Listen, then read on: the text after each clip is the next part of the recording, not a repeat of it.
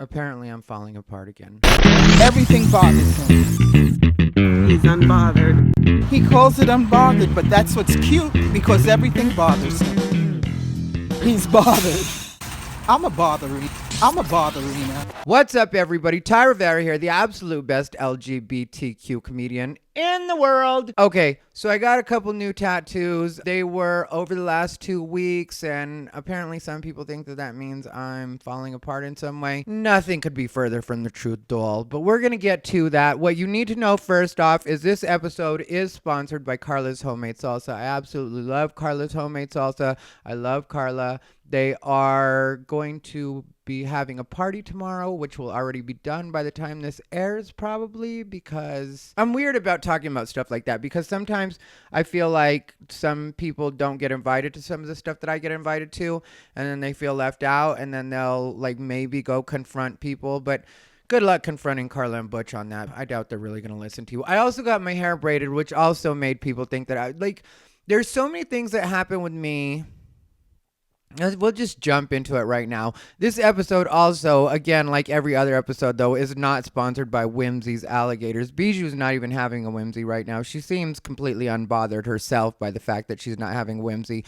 And, you know, it's not something we're going to push right now, even though she has been having whimsies more often lately. But I want to really talk about what's going on with me and kind of the perceptions that some people have about what's going on with my mental state right now, which is a bit silly to me that anybody has any kind of opinions about that, because I really don't talk to anybody outside of AJ Rivera. And I still talk to the boy will no longer be referred to as the boy. He'll be referred to as Marty from here on out.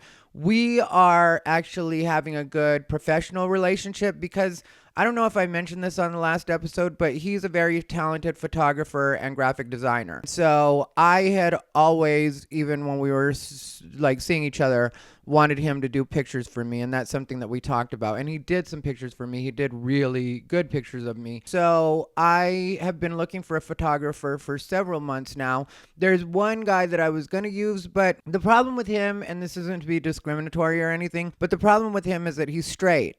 And I don't mind working with the straight photographer, but I want to do some stuff that is definitely on the sexier side. And for that, I do need a gay man. I need somebody that actually has that eye, because I've shot with straight guys before. For sure.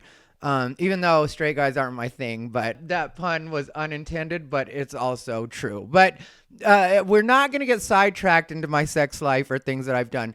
But the thing is, when it comes to shooting with straight guys, a lot of times they aren't able to capture what it is you want because they're going to get uncomfortable or awkward with certain things. And I, have already told Marty what it is I want to do, and he's cool with it, obviously. We were actual boyfriends, so, he's seen me completely naked, or I'm not trying to be weird or tawdry right now, but you know how relationships work. So, we've spent, days together, so he's completely comfortable with me. I'm completely comfortable with him. I know I can trust him. I also like the work that he does. That's the main thing to do with this whole situation. And just like I've said in other situations where it's come to me and people that have been less than professional after we've had any kind of falling out or whatever, I can put all personal feelings aside to just be professional with somebody. If somebody is able to do something that I need done and I'm able to pay them to do that particular job, then I can completely put aside any kind of breakup feelings or anything like that. And I don't really know that there should be a lot of breakup feelings because we lasted for about a month. That is the reality of how long we lasted. So yeah, it did break my heart to a certain degree because I was very into him. The way that it finally played out, because we lasted another week and a half after Thanksgiving, and then it did just fall apart, but it was because I was high. I was still smoking weed, and smoking weed does not work for me. And whenever I say this, a bunch of people will jump in the comments or start talking on the thread and be like, I really love weed. Weed's so great. And it's like, yeah, it's great for you. That's fine. Just like alcohol is fine for a lot of people, but some people, it's really not good for them. And with me, weed just doesn't agree with my mental. People want to talk about me breaking down. That's the funny thing about when people have these conversations about my mental state is when I'm breaking down, nobody notices. Everybody thinks I'm being normal. When I'm breaking down is when I'm smoking weed, when I'm doing stuff that I'm not supposed to be doing, because yeah, that may be cool for other people, but it just doesn't work for me. And so I work best 100% sober. That's what it is. And right now I'm 100% sober.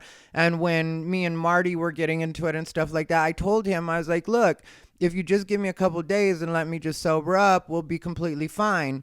And he didn't want to do that. And I don't blame him for that, because it's not his job to put up with anything that I'm going through. I don't feel like that about relationships. Like, yeah, after you get married, then you're supposed to thick and thin, sickness, health, all that shit. But when you're just dating somebody, if you decide it's too much for you to put up with, then don't put up with it. I tell my friends that all the time, like male and female. I tell them, like, you know, if your boyfriend, girlfriend, whatever is too much for you and you feel like the relationship isn't working for you, then get out of it. So I'm not going to have a different standard when it comes to him and be like, oh, you should put up with me. Did I want him to put up with me for a little longer? Yeah, probably. But also, what were our odds as it stands? Because as I've discussed before, I can't afford to bring him here right now and just say everything's going to be taken care of and just hang out here with me until you find a job or you figure out.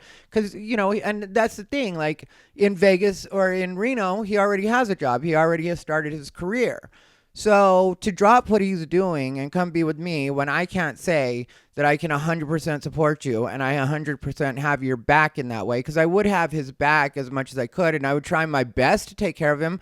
But the reality is I just moved. My car got wrecked. There's a lot of stuff going on right now that I don't really talk about publicly, and it is what it is. So how long are we going to last being long distance indefinitely?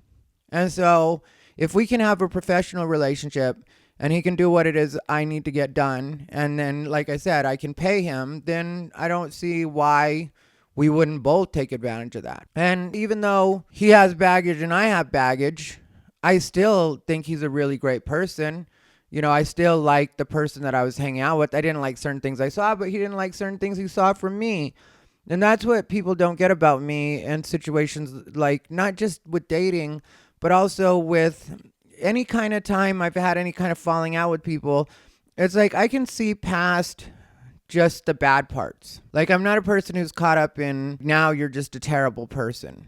And I think that's why people like to vilify me, is because some people do see things that way, you know, because I've said things they don't like or whatever, or even talked about them in different instances. They hold on to that. And it's really not about my words. It's about their egos. People's egos get hurt. And I don't have an ego like that, even though people always accuse me of that. I really don't have an ego like that. People talk about me all the time, and I'm like, well, you know, whatever. It may be a little annoying sometimes, or I wouldn't even describe it as annoying. It's more surprising how off people are when they talk about me. How it's like, yeah, that's nothing like what my life is right now. That's nothing like what's going on for me. But it gets painted as what's going on. Like, I knew that I had to work out like a crazy person in order to be ready for this shoot that I want to do. And so my hair, if you guys aren't familiar, like there's times when you guys see it where it looks messed up. And that's already having been flat ironed from the night before. And yeah, maybe I went to the gym and sweat a bit. But that's not like ground zero of how messed up my hair will get. And that's what people don't understand. So I can't just take a shower, run out of the door with my hair wet, or even just throw in a little bit of gel. My hair is a full-on production. And so I needed it to be out of my way. I was starting to be late to everything because, you know, my hair wasn't done and I needed to do something about my hair, and I'm going to the gym. And right now I am doing 2 hours of cardio, and then I'm doing about an hour and a half, 2 hours of weights.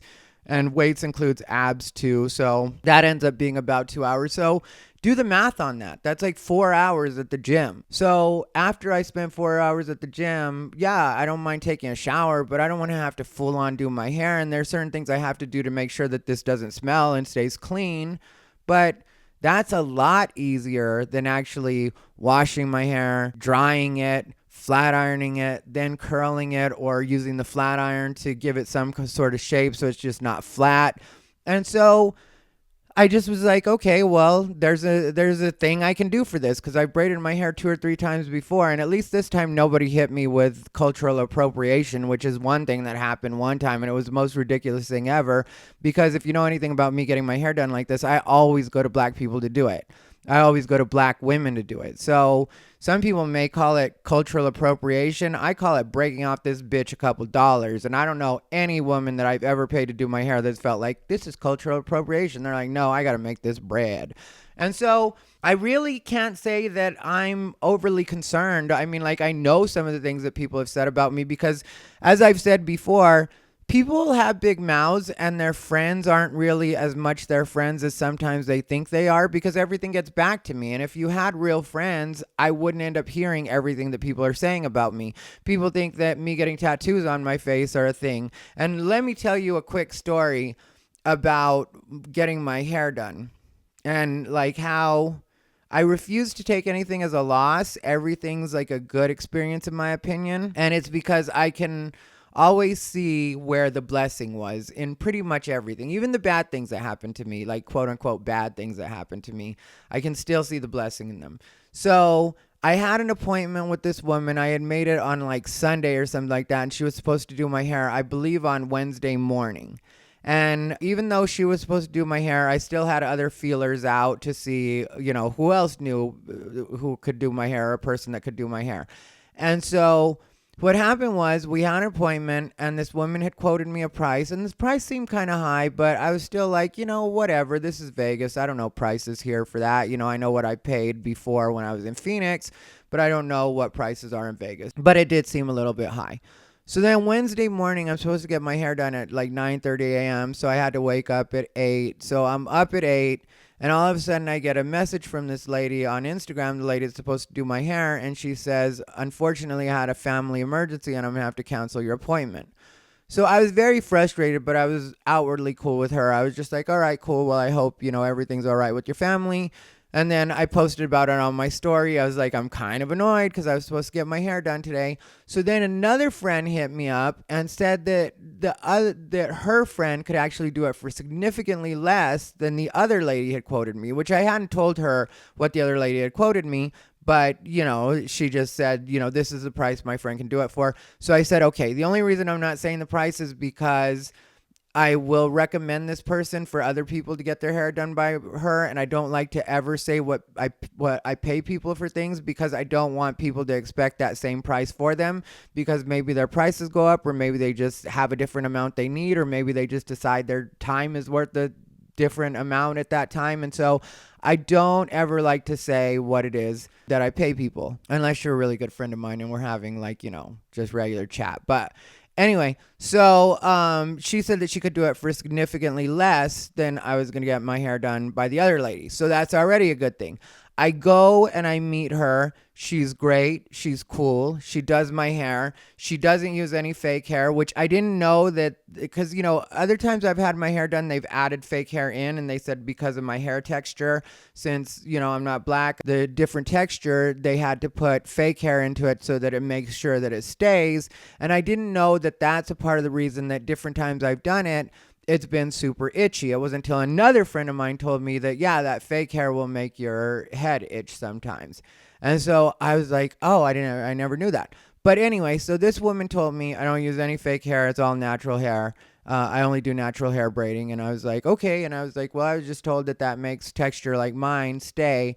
And she was like, yeah, no, I've got certain products that I can use in your hair to make sure that it stays. So she did it. My hair stayed. It's a little loose in the back right now, if you can tell, but that's because I've been doing 2 hours of cardio every day. And I could still have it be better than this if I used a do-rag when I'm working out. But Walmart was out of do-rags, Sally's was out of do-rags, and so I wasn't able to get another one. But when I'm working out, because I have a do-rag that I sleep with, and I also sleep on a satin pillow so that, pillowcase so that my braids don't get loose or whatever. But when I interlace my fingers to do when I do stair climber. So, I do 30 minutes of stair climber. And when I'm doing that, my hands will stick because of the sweat to the back of my hair. And so that pulls the braids loose. But I also knew that I only had to have this last for like a week to 9 days. Other times I let it stay in for like 2 weeks total, or maybe 15 days at a different point. But anyway, so that's why it's loose. But really, she did a really great job, and I really liked her. Not only is she black, she's also lesbian. And since she quoted me so much less than the other lady gave me, I gave her 100% tip. You know, I tipped her exactly what it was I was paying her to do my hair. So that's a win-win in my opinion. And like, that's why I say life works out well. And if there's any time that you want to get tipped well, it's during Christmas time, especially with a lot of us. Well, pretty much all of us are still recovering from COVID. That's what I would say, is everything's still slow. And Vegas right now is slow. So that was a good situation. And there's a lot of times where people mistake like the fact that I'm bitchy for being like completely heartless. And I guess I'm kind of to blame for that because of the way that I joke, and I don't plan to change the way that I joke because I don't really care about the words that come out of my mouth as much as I care about my actions. Like, there was a point where I was being vilified when I lived in LA because I had said that I didn't think that $15, mandatory minimum wage should be instated because I thought that the fast food chains, especially like McDonald's, the big ones, we're just going to automate a lot of those jobs and get rid of people, because I had already seen them starting to do the kiosk, which if you didn't see when they were testing the kiosk, and then in China also, because, I've been to China 3 times now, they also have a very automated system, so they have fewer employees in store. And so I thought they were going to do something like that, which eventually was going to screw people because then they completely lose their jobs. So that became people saying that I was against people getting $15 or getting a livable wage. No, I'm not against that at all. The way that I think that I can make up for that, or we can make up for that, because I personally can't make up for it myself, but like every time I go for fast food, I always tip the drive-through person, because I pretty much only do drive-through. And so I always tip the drive-through person, because I feel like if everybody were to tip the drive-through person, then we could make it so they make more than $15 an hour, or at least $15 an hour. So maybe I don't do things the way people would want me to do them, or I don't say things the way that people want me to say them, but that doesn't mean that I have bad intentions or I'm not a good person. But I'm also not super anxious to let everybody know that I'm a good person, because when people think you're a good person, then they try to take advantage of you. So I'm fine with people thinking that I'm a little bit of an asshole, but I'll tell you guys, because you're my botherinas and you're my friends, and I feel like with a lot of you, I built up enough of a relationship that I know you're not going to try to take advantage of me, or I know you're not going to do anything. And what would be to take advantage of as far as you guys go? I don't even get to see a lot of you in regular life. A lot of you are just my friends through the internet. And I don't have people hitting me up in my DMs being like, can I borrow money? And my tattoos, I want to do different story times about the different tattoos that I have, because I think a lot of those are misunderstood too. And I don't mind showing them to you guys. I don't mind you guys seeing them, but I don't feel like explaining them right now, because I think I can do little individual stories to explain all of them. But I will tell you that this one was the one that I got first, as far as in the last 2 weeks. And then I got this one. I like the design, but it really was just to create balance, because when I just had this one, I felt like with having 2 under my eyes, it looked kind of silly if I just had one over my eyebrow. So it is what it is. And like I said, I don't mind explaining all of it, but in general, like the tattoos on my face aren't even a thing for me. I'm like, just the amount of tattoos I have aren't a thing for me. I guess some people are still kind of stuck in that old school thinking that if you have too many tattoos, that it's like society's going to look at you a certain way. And it has changed the way that cops deal with me, and I've talked about that before, and I don't appreciate that. But at the same time, it is what it is. And what am I going to do? Not get tattoos because I'm worried that the police are going to perceive me in a certain way? Like, am I just going to live my life based on the way that I think that the police are going to perceive me? And maybe I don't want to deal with the police that much anyway. So like, why am I going to make them like a major factor in my life? Or maybe I feel like eventually my energy will just be strong enough that the police will understand that they're dealing with a good person in that situation too. So I guess this episode is kind of hard for me to articulate a lot of things, because my brain is really clearing out right now. I've been sober for a week and a half, I think it is. And I'm very happy and very appreciative for everything in my life right now. Like I expressed that I was being a little bit of an ingrate on the last episode because I was upset because I had to move. And so I feel like anything you don't like in your life, you should change. And so I was like, okay, you wanted to move originally. Before I met Marty, I wanted to move. That's what it was. And then that opportunity just came to me. And it really was like I manifested it. It just came to me at the perfect time.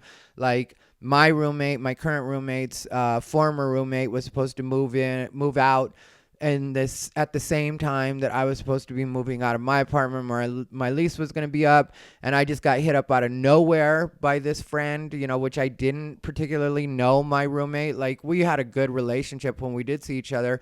She worked for Alexis Park, and I used to do the show at Alexis Park, but we didn't know each other. And she just hit me up out of nowhere and was like, "Would you consider being a roommate with somebody? Because I'm looking for somebody, and I want somebody responsible and somebody that's not all about party life and that kind of stuff, somebody that's chill.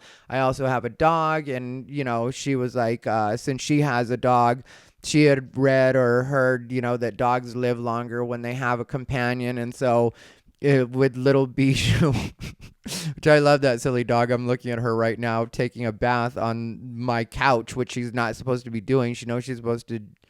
Well, now she's pretending to be asleep. I hate this little dog.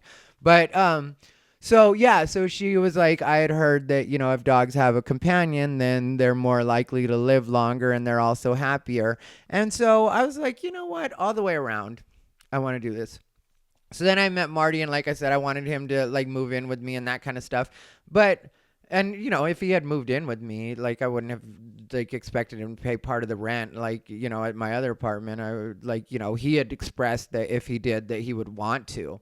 But for me, I wasn't thinking about that at all. I was just like, yeah, just fucking come live with me if I stay in this apartment. And so what happened was I was super excited to move here, and then I get here and like my place was a mess. If you notice, I did go ahead and move things around, like I said, because I said I was going to put this so that the background was different, because at the beginning of the last one, I did that short little thing, and there were 2 doors in the background, and so I had to move my room around. But that was also part of it because I had stuff in the way. And so I was like, well, why am I not happy here? And I was like, because nothing is functional. And so I was just like, okay, well, how can you make this place more functional, this room more functional? And so I just went ahead and shifted everything around, and I grounded myself for a night. Last Thursday, I literally grounded myself like a child. I was like, okay, well, this apartment has to get clean. Nobody else is going to clean it. Well, this room has to get clean, get organized. Nobody else is going to do that for you. So I had to do Ocha that night, the show that the open mic that I guess I kind of run with AJ. AJ pretty much runs that open mic, and if he wants to completely take it over at some point, I'm fine with that. And we've had this discussion. I don't want him to go anywhere because I feel like he really is the heart of that show. Like I show up and close it out, and I have the relationship with the owners right now, but the owners are beginning to know him better and better each week that we do it. So I really, that's one thing I'm going to tell you guys I'm grateful for is not only AJ Rivera, but also just or I should say not only AJ Rivera's friendship, but also just his presence. Because one thing I like about AJ is I don't call him all the time, but I do consider him a very good friend, but I don't call anybody all the time. Like you guys know, I have my best friend, my East Coast bestie, Renee. And I haven't talked to her in too long. Like, I'm probably going to call her after I finish recording this because I haven't talked to her in so many weeks now.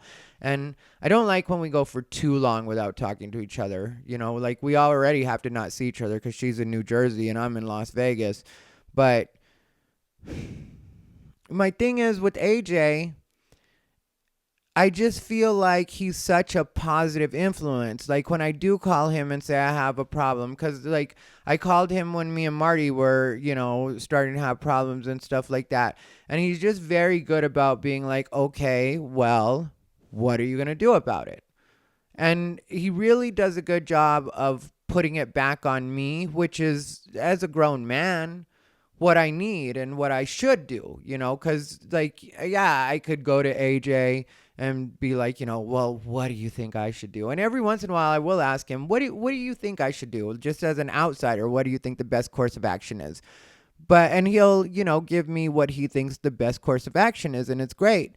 It's always been great, anytime he has. But at the same time, a lot of times he'll put it back on me, and he uses the word accountability a lot, which is a lot of what's missing in a lot of the people that I've had problems with, and not to put it all on them in that way, but like, there's a point which you guys have seen on the different episodes where it's like, okay, well, I'm not upset about that. I don't care about that anymore. I can see where it was like maybe I didn't handle it the best and how I can handle it better in the future. And that was without AJ's help. That was before I met AJ that I was already doing that. I've always looked at things that way, or, after a certain age, I always looked at things that way. And so for me, I'm big on accountability. So, but I'm also human. So every once in a while, I want to just be mad at other people and just be like, no, it's because that person is an asshole. But it's like, no, maybe you were a little bit of an asshole too. So let's take a little bit of accountability for what our fault was in the whole situation or how we could have handled it better. And then let's work from there instead of just expecting them to change or thinking. And then if they change or if they don't change, either way, I grow from the situation. And if they choose not to grow from it, if they choose not to take responsibility or accountability, then that's on them, and that's not really something for me to worry about. But then my side of the street is definitely clean. And when I told AJ about, me with smoking weed, he was supportive of it because, I've had friends do that to me one-on-one. There was a point, this was several years ago, because I go through this weed thing every once in a while because sometimes, and I guess this makes me sound like an addict, but at the same time, like,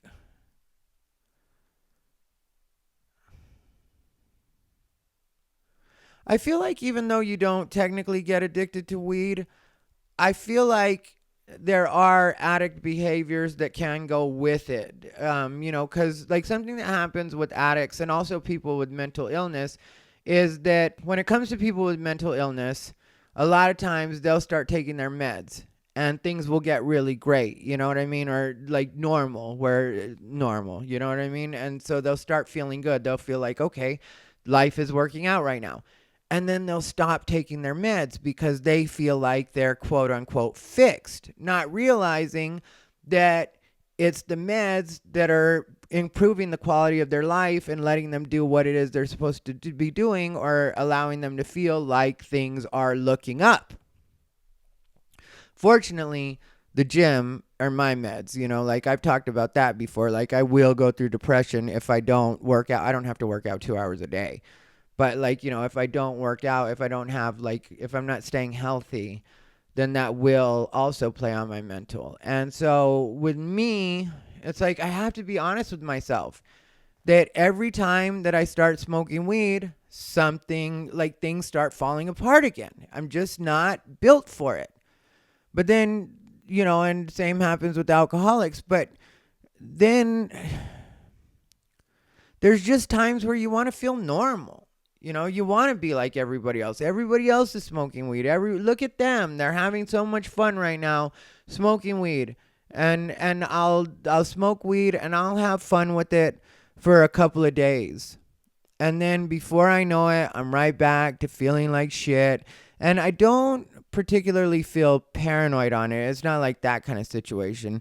Technically, I have had some good times on weed. So that's like the other part, you know what I mean? Because I am really, but then also that's just me being an entertaining person, because I am an entertaining person. It's not lost on me how fun I am. And so I know what it is I bring to the table in the way of fun. But it's just eventually the weed will make it so I'm literally walking around my apartment in circles because I don't know what it is I'm supposed to do. And everything's coming into my head at once. You know what I mean? Like you're supposed to shoot content. You're supposed to clean your apartment. You're supposed to take Bijou for a walk. And then before I know it, hours have been spent and nothing has been done. Or maybe I walk Bijou. Bijou, go to your bed if you got to take a bath, please. And don't side-eye me, young lady. She knows I'm recording my podcast right now. Well, she knows I'm busy, so she does what she wants when I'm busy. Bijou, go to your bed. Hey, go to your bed.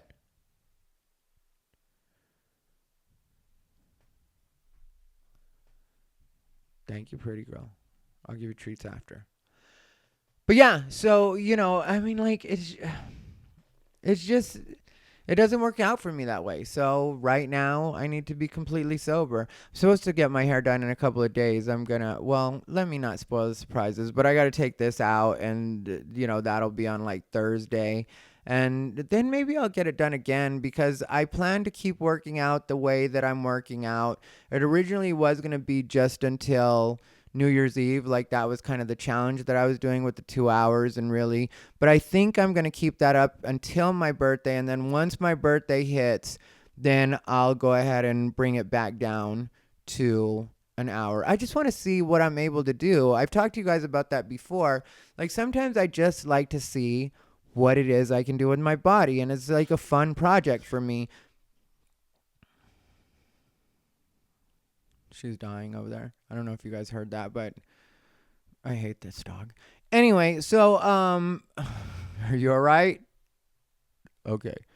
And so I just sometimes I just like to see what it is I can do with my body. And so I'll, work out as hard as I can, and I'll really watch my diet, and I'll just do everything as close to perfect as I possibly can.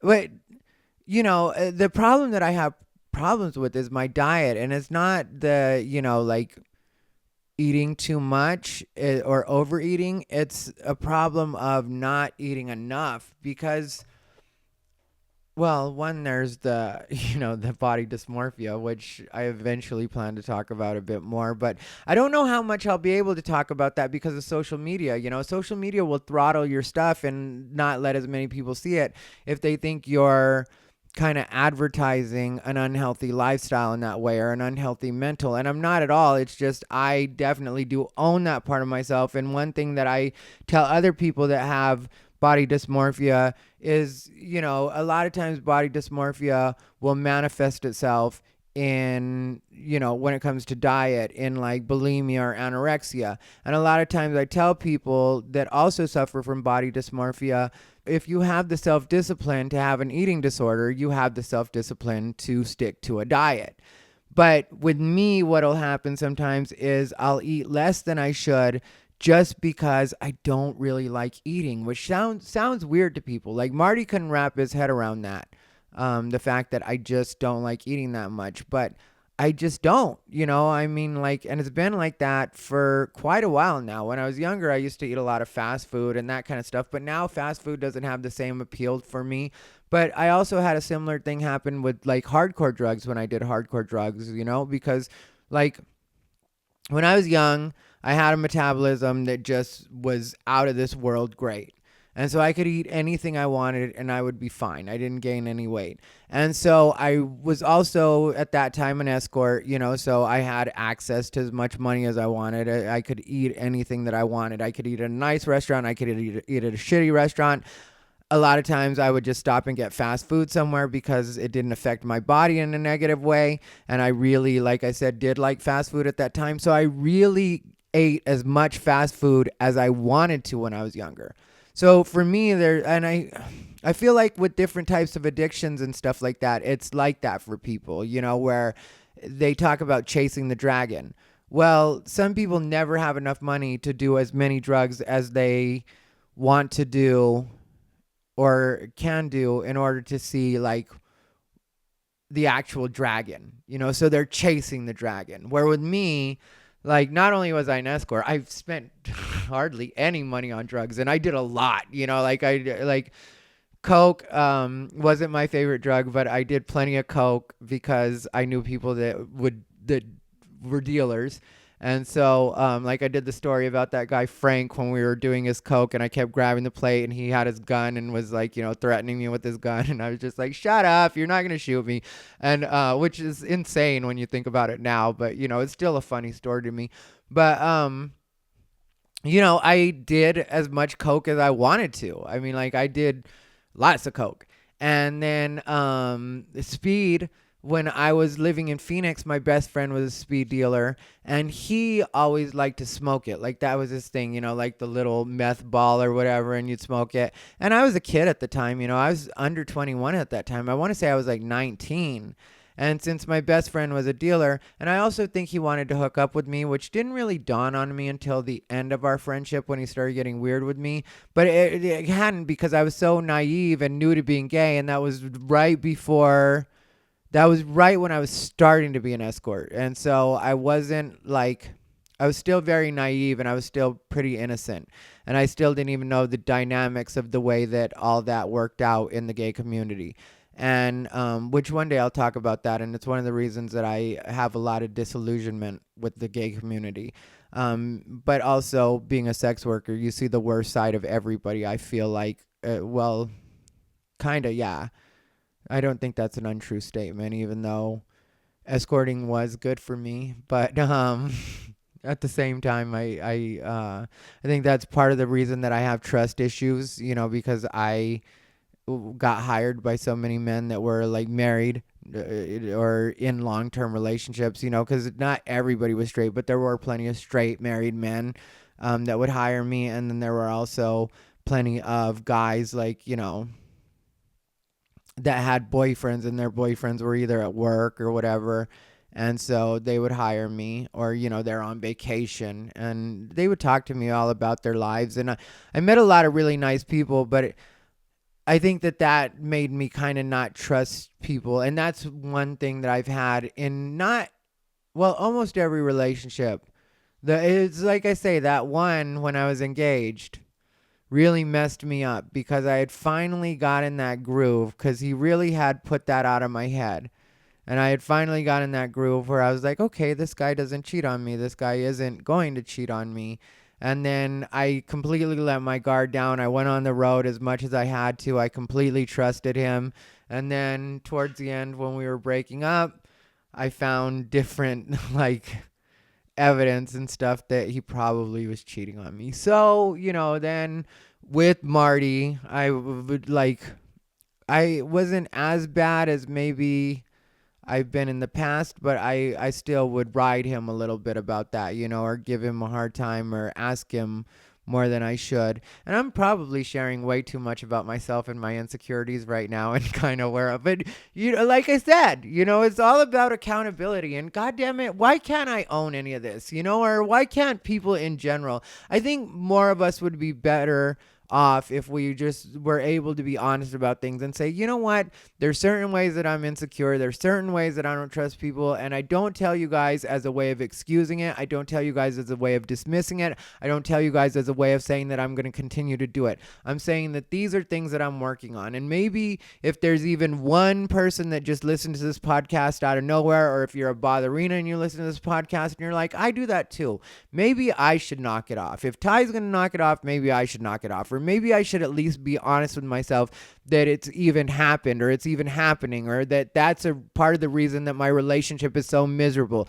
Because every time anybody thinks about their relationships being miserable, it's always like looking out. You know what I mean? It's always like, he does this or she does that. And it's like, well, what about you? What do you do to make the relationship miserable? What do you do to make yourself miserable? Because one thing I know that I do is, like I said, sometimes I will be too insecure about the fact that I think somebody's going to cheat on me. And yeah, you guys didn't ever meet Marty, and you didn't ever see us together. I could play video of us together. But goddamn, we have a lot of video, which I had to clear video to look at this, which I'm not clearing those because they're good for another time. But if you knew how into each other we were when we first got together, and definitely when we first got together, it was more him into me, you know what I mean? He was super, super into me. And then at a point he did something, and that, I will admit, there was one thing that he did that made me kind of insecure. And because I told him in the beginning, and that's introducing negativity in the relationship, and maybe I shouldn't have done that in the first place.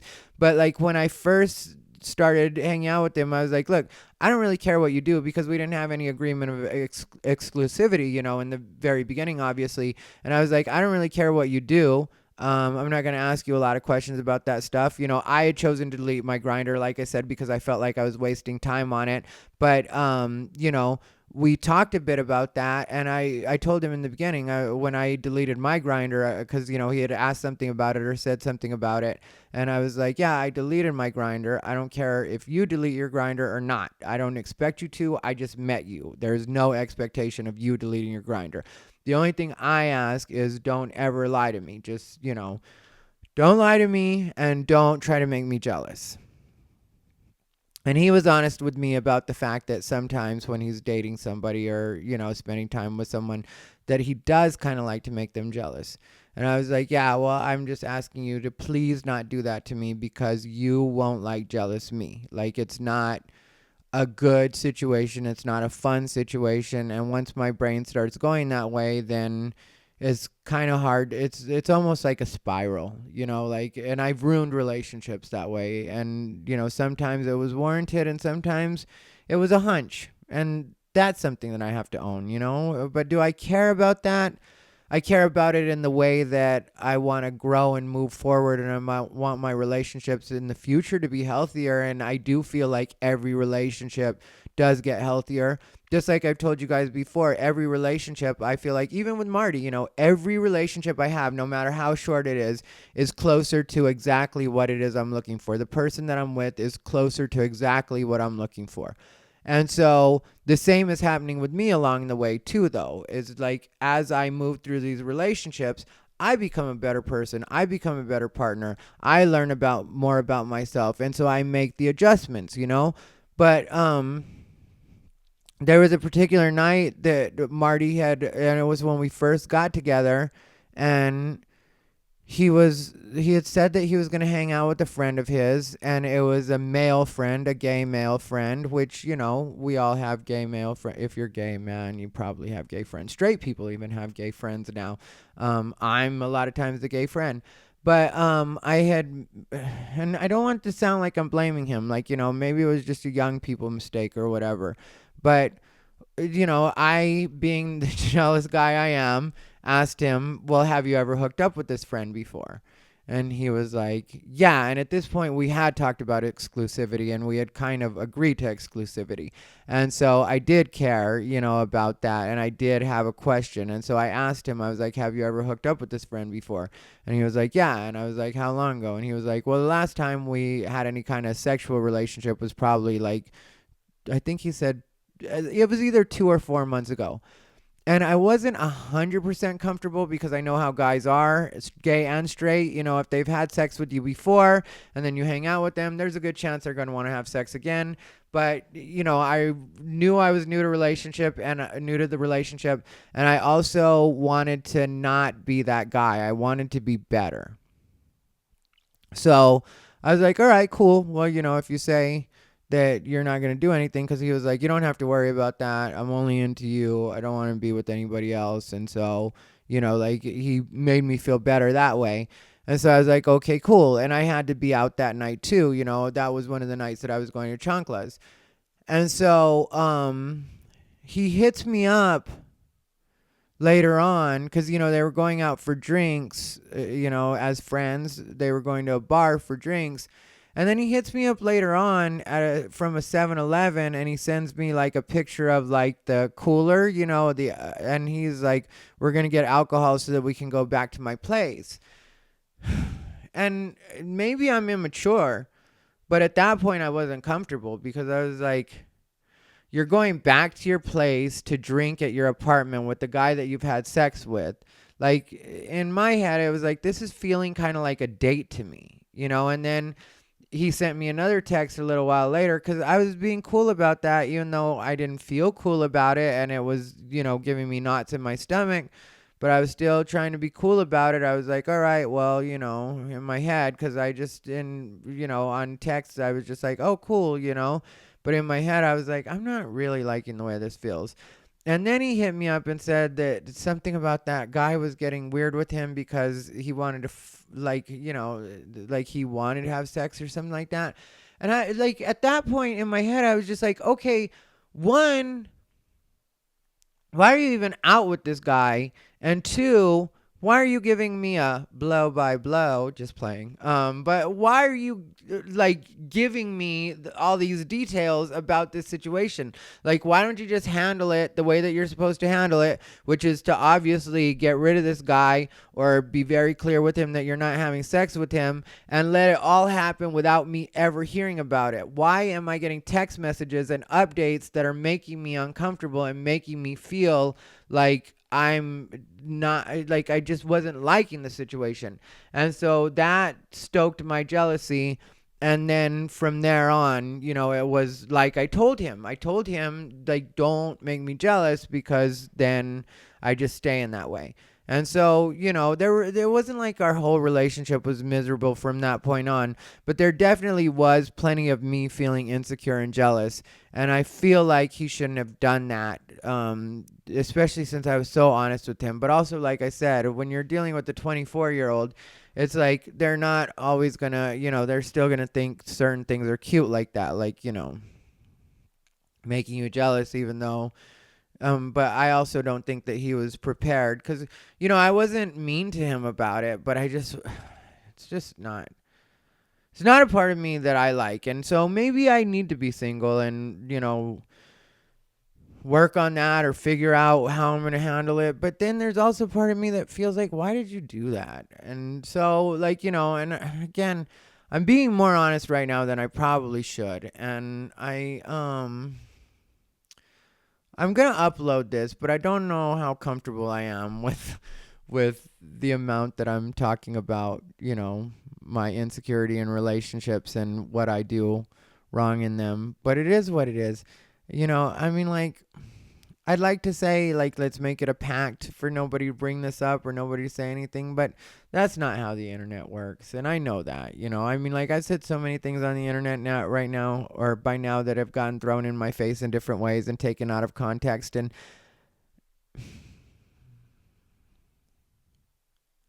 I guess that too, I really don't care about too much, you know, just because, like, I know me and I know my thinking. Like, there was one point where everybody was trying to say I was racist because I said I didn't agree with Black Lives Matter's tactics, and so that I didn't support Black Lives Matter as an organization. Well, some people would say it's not an organization, but whatever it is, I don't support their tactics, so I'm not down with Black Lives Matter. But as far as, and I've always been clear about this part too, as far as the sentiment Black Lives Matter, I very much do agree with the sentiment that Black lives do matter. So I agree with the words, I agree with the sentiment, I just don't agree with the movement. But people got mad at me and started calling me racist, but it was not black people that were mad at me, because I articulate things well enough when I'm talking to people of color that, like, you know, I voted for Trump and people don't hold that against me. Other people of color don't hold that against me. One, because I know plenty of other people of color that also voted for Trump, but also because I very much am willing to have those conversations with them and tell them why. And I've had plenty of people tell me, look, I still would never vote for Trump, but I definitely do understand why you did it and what your thinking was and how you're not the average Trump supporter. And I also won't play with them and act like I don't know what they mean when they say the average Trump supporter, because there was a guy in the Wells Fargo not too long ago that was obviously a Trump supporter. And he was asking the bank teller, who's obviously Latino. You know, I was at the one in my neighborhood, which, you know, has a pretty decent Latino population.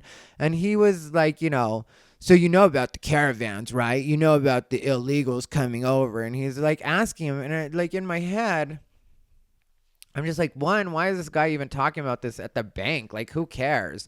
And he did literally bring it up out of nowhere, because I was, you know, like maybe two behind him in line. So I was like within earshot of everything he was saying. And he was like, how many of these people do you think are educated? And he was really trying to grill that guy. And I just was like, this is what gives Trump supporters a bad name all the way around, which I understand when people say, well, the things Trump says himself are all right. Well, whatever. You know, like I've already said, I have fun with some of the things Trump says. So I'm not just going to act like I didn't vote for him and there wasn't a reason. There was fun involved with it, as I've said before. And one day maybe I'll do a whole video about that. like, why. Because like I said, I've talked to people of color about it, other people of color about it, and I've even done other podcasts, and like back in the day I used to talk about it a bit on this podcast, but I never like gave a point by point, which I know I could do within an Unbothered, an hour or whatever. But there's also a part of me that's over trying to make people understand me in a way, like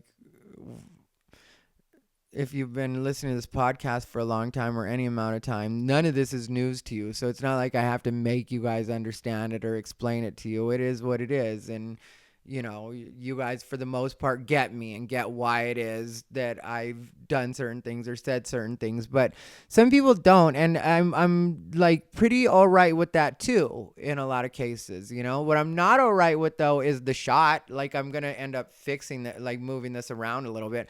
But I think this is pretty close to the way that I want it. It's just not 100% perfect as far as like what I consider perfect. Which even that, I've given up on trying to find real perfection in anything. Things are always going to be flawed, especially when it comes to me. If you live a perfect life, or any gays that live a perfect life, more power to you, more power to them. But me personally, I'm just not going to be a perfect person. It's not going to happen. It's not in the cards, baby. I will make progress on everything, but I will never be 100% perfect. And so what I was saying was, just in general, because it's almost time for us to land the plane now. It's almost time for the dismount.